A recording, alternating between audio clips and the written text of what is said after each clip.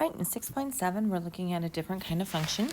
So if a teacher held up a jar and asked the students to guess how many things are going to be in the jar, and then the guesses of all students are collected, and then we're going to look at how far apart they are, because we don't really care if they went over or if they went under. I just want to know how far away from the actual number of 85 did they have. So for example, if the guess was 75, our absolute guessing error is 10, because we're really looking at that absolute value, because I want to say how far away, not 10 above or 10 below. So if you guess 110, the error would be 25, because you were 25 away. So for example, if our guess here is 80, I'm really doing 85 minus 80 to get 5. If I did 80 minus 85, I still want to make sure that I have a positive answer. That's really important.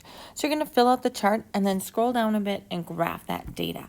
So pause the video so you can do that graphing. Now that you're done with your graphing, you should have your whole chart filled in, and then we're going to put our values on our graph. And if we were to connect our dots here, and I could look at, I know that 85 is 0, because that would be the exact number. We have this V-shaped graph. That's called an absolute value function, and they do have that V-shaped graph. So now we're just going to look at, we already plotted all of our values. We're going to write down some observations about the completed scatter plot. For example, everything is always positive. It is a function. There isn't any place where we have two things happening at the same time.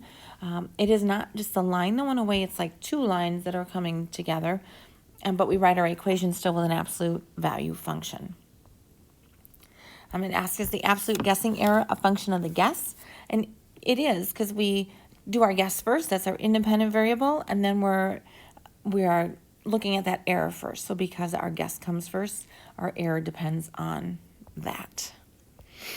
You're going to do something really similar here with the temperatures in Toronto. So we're looking at, we have all of our different temperatures. It says here's 12 guesses to the average temperature, and then we actually know what the actual temperature is. It's 0. So you're going to make a scatter plot. You're going to do what we did up above, make a scatter plot, and then graph it on here, and then see if you can come up with your rule.